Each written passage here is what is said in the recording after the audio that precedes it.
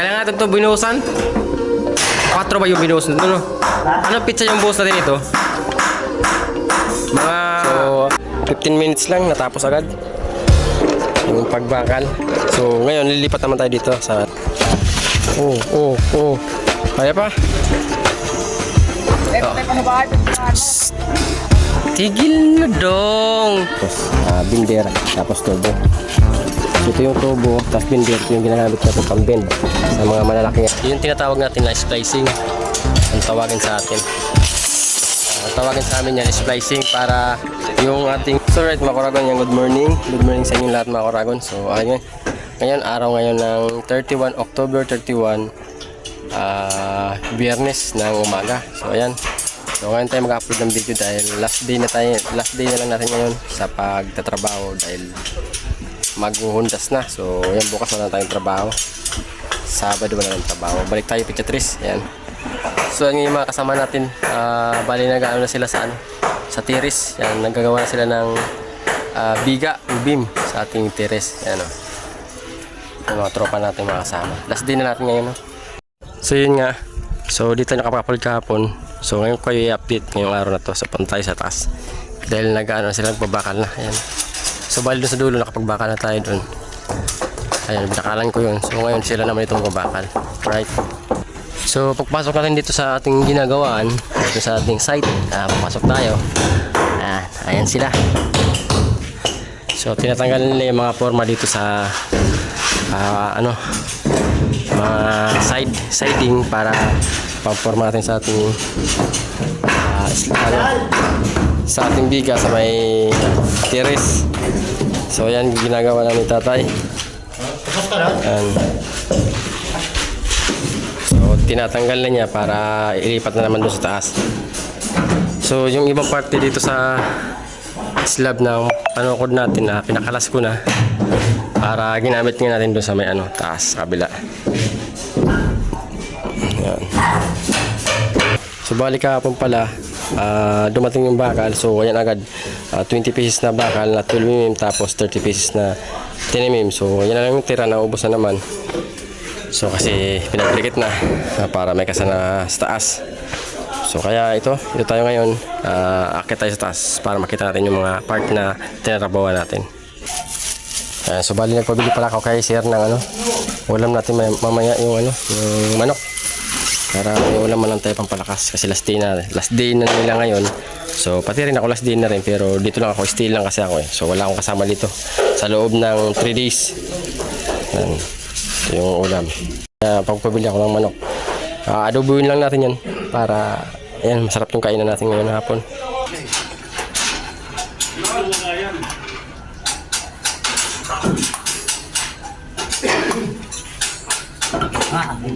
Toro na.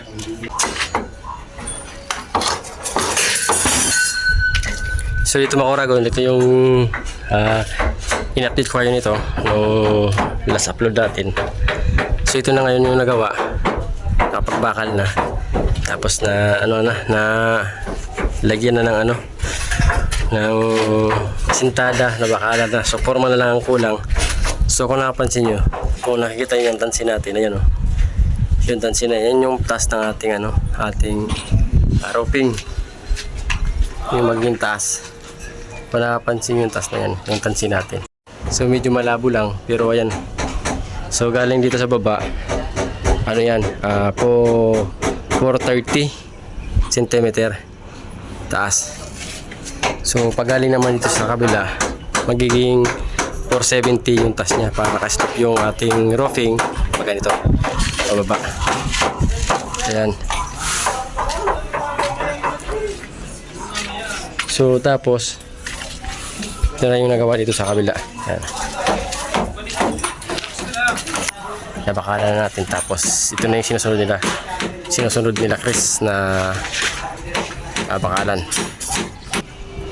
So ayan na sila, nagbabakal na dito para bago maniwanan ngayong araw na to may nakabakal na tayo. Tapos may shading na rin yan, maporma na rin nila Albert tapos tatay. So senior at junior yung magpoporma dito.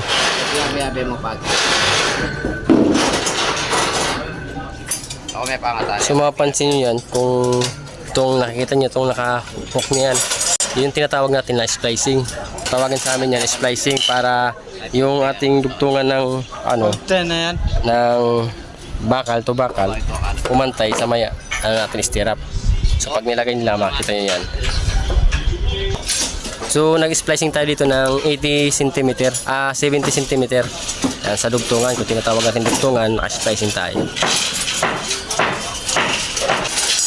So tulad nitong nakita nyo yan, ito yung tinatawag natin na splicing. So dugtungan, kumbaga ibinid natin dito, pag ganun, para pag pinapatan nito, isa, pumantay siya. Para yung ating stirrup, sumakto, sakto sa kanyang kanto-kanto ng ating stirrup, tapos itong ating vertical.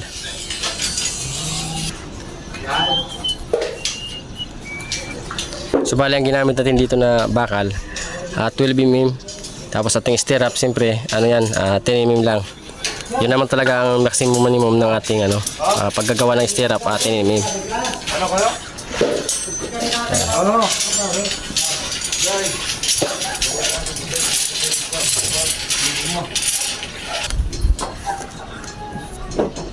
So ang paglalagay niya tulad dito, ayan. So nasa ilalim siya, yung dugtungan natin nasa ilalim, tapos yung naka-hook dito naman sa ibabaw, yung tinatawag natin splicing.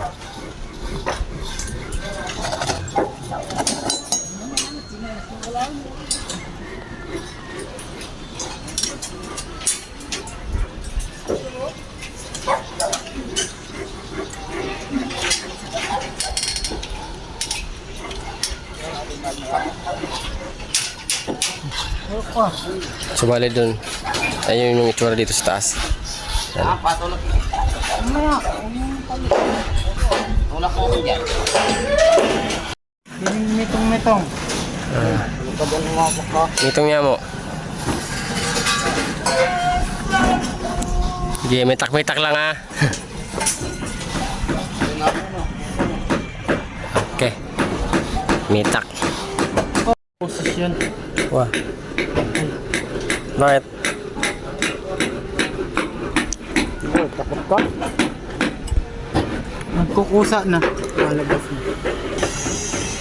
Oh. Tigil na dong. Ang kayuan. Kurang kanuang kampi ka pa. Okay, right now.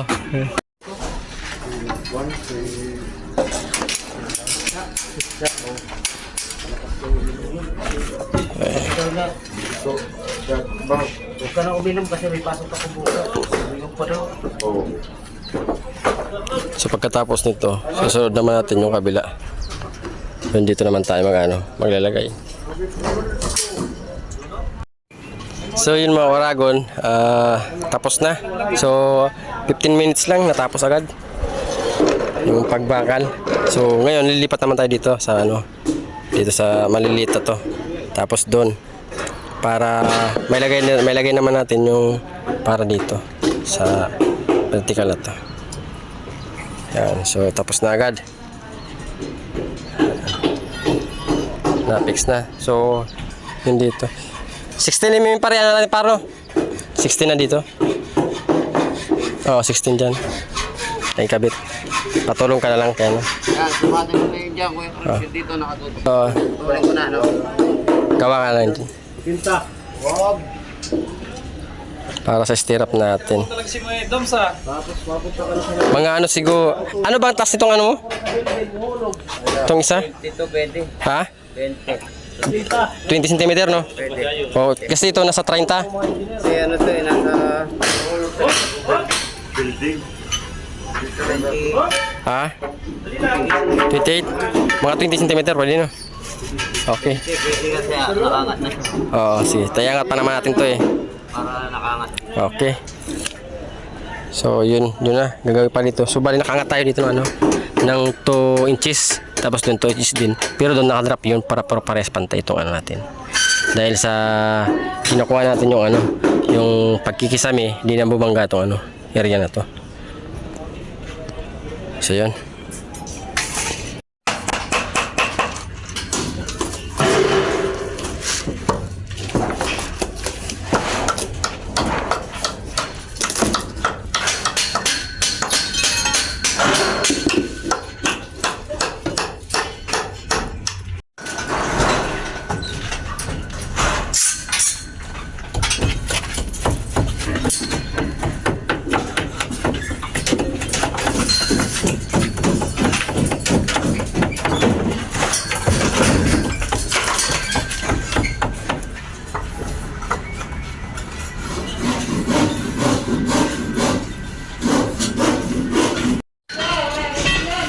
paano?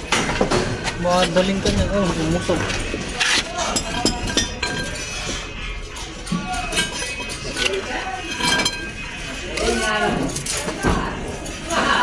Ilan ba yung ano?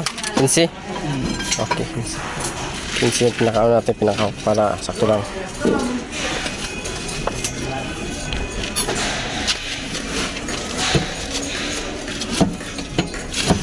Oh. Kaya pa? Yan, tuloy. Yan. So, napakatigas pag ano. 16 mm na kasi yung binibend. O, sukatin mo, Chris, no? So yung mga waragon, niluto natin yung ating manok. So sinasangkot ako muna siya para masarap. Maya kakain tayo. Sangkot sa muna natin.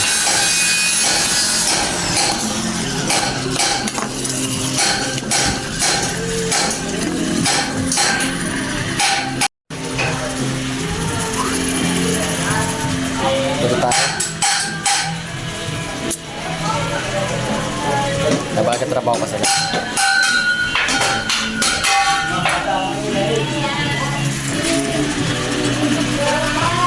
Tika natin.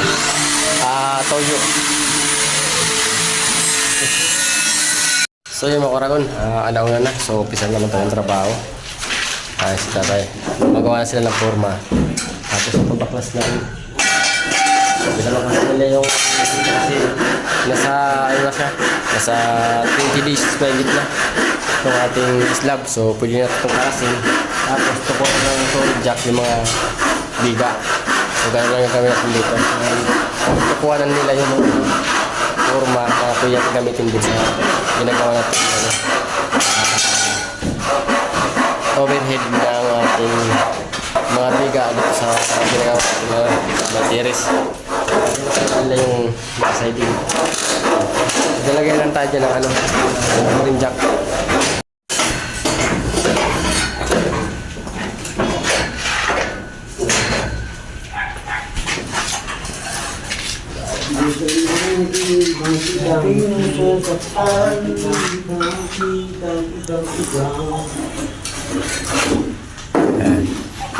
So pag kinalas yan, okay na yan, makakuha na itong ano, mga to. Sarap po.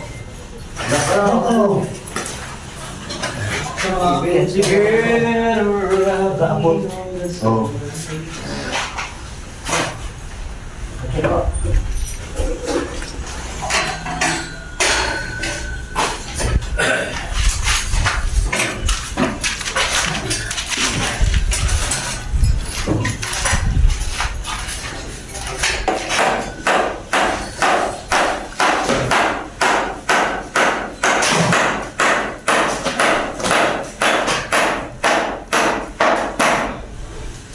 Ubusan mo yun, no?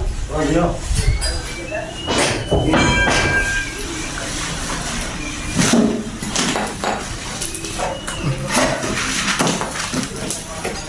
So nasa 20 days na yung ano nito. Kailangan natin ito binuhusan. 4 ba yung binuhus nito, no? Ano pizza yung buhos natin ito? Mga ano siguro to, mga October 8, no? O October 31 na ngayon, no? So, mga 20 days na talaga, no? Ha? Mahigit na, no? Mahigit na 20 days. Kaya pwede nang baklas talaga. So pwede nang baklasin natin.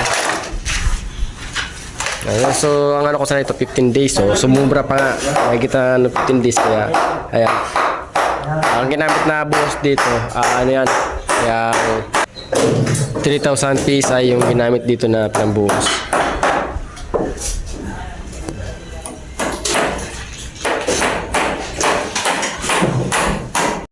So yung mga oragon na ilagay na rin natin dito, tapos yun nakalagay na rin tayo doon. So bali maglagay pa rin tayo dyan ng ano, dito sa kabila, dito meron pa tayo dyan. So ginagamit ito dyan 16mm 16mm yung ginamit ko dito sa ano, sa may ano natin, may biga na maliit. Yan. 16mm pinagamit ko yan dahil yan kasi yung magbubuhat o magbibit-bit ng ating slab. Kasi dito slab kasi to eh. Slab to. Tapos dito biga lang. So ito kasi yung magbibit-bit niyan. Itong biga na yan. Lalo na yun ang magbibit-bit nun. Dito sa pinakabiga kasi dito sa ano. Na-connect siya dito sa ating kabuuan ng building. So yun ang magbibit-bit. Kaya dapat ginawa ko naka 16mm tayo. Diyan. Kahit dito sa ano 12mm na lang para medyo magaan. Tapos dito basta sa pinaka tatlo to. Yan. So 16mm yung ginamit natin. Yun yung magbibit-bit ng ano, biga natin. Ha? So after nyan, pag nailagay na natin, nasikpa natin, paporma na siya, pangaporma, buhos. So hindi pa naman ngayon, mga next step na siguro kasi yung mag-uundas na. So uwi na kami mamaya. Tapos sa kabila, yan, inumpisan na nila yung pagbabakal. Ayan, so tapos na rin yun mamaya-maya lang, tapos na.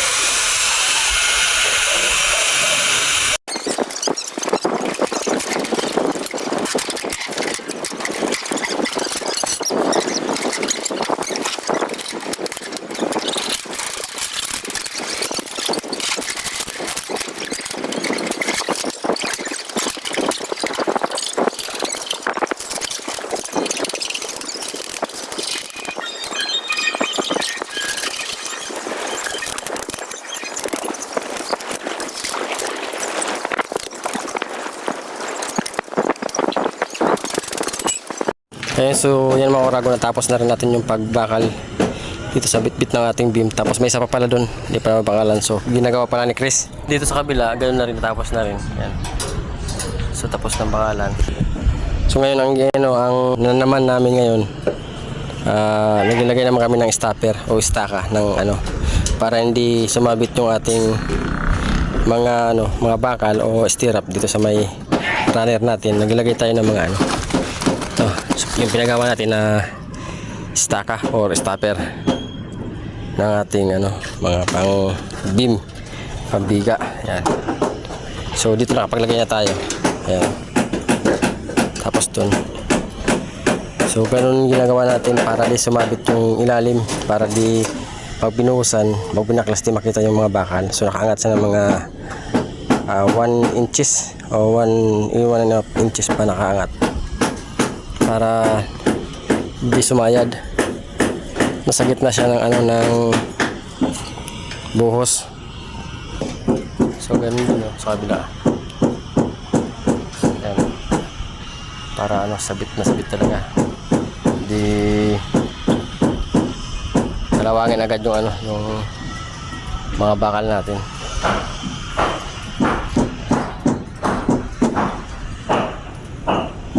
So dahil natapos na natin yung pagbakal. So yung mga rugtungan ng bakal, so mga pinagtagpo-tagpo, mga corner niya, yan, pinapatali na natin. Then i-adjust na yan.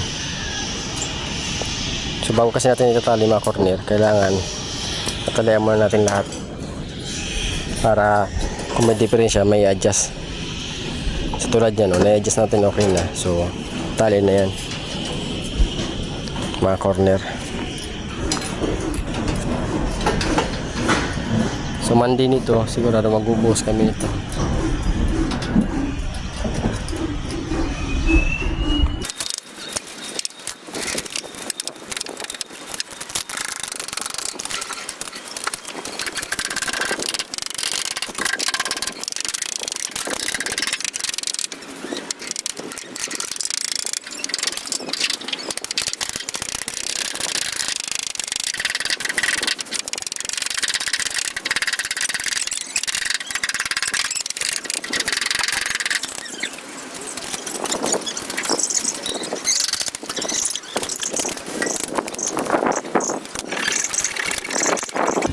So yun, bali nagporma tayo dito, yan, siding na. Naglagay na tayo ng isang siding. Apo. So ginawa natin dito, clamp lang natin yung yung mga poste, mga siding natin na yun. Hindi na natin yung pinapako. or nilagyan pa na kung ano-anong pako dyan o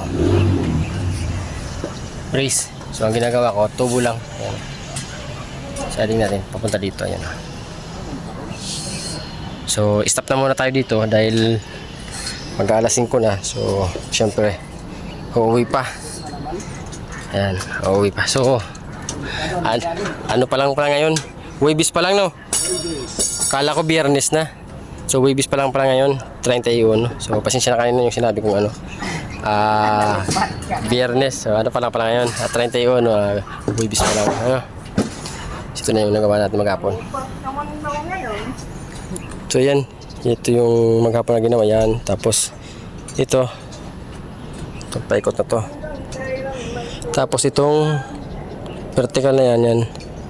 Tapos ito, tsaka itong forma. So pinorma na natin yan.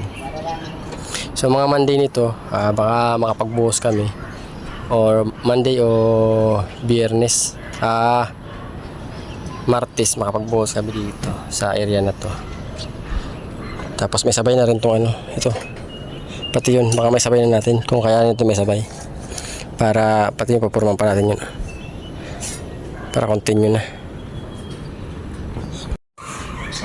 So ayan mga Oragon, yan, pahinga tayo. So alas 5 na, siyempre pahinga tayo ngayon. Ayan, shoutout na lang sa mga subscriber natin dito. Lalo sa mga followers din natin, nag-aabang na mga followers natin na sumusuporta sa ating video. Ayan. So ito na pala yung ginagawa namin dito. Ayan. Ayan. So goodbye kay sir kasi aalis na si sir ngayong araw na to. So ano na si sir, hindi na papasok dito yung safety officer natin dito. Ayan.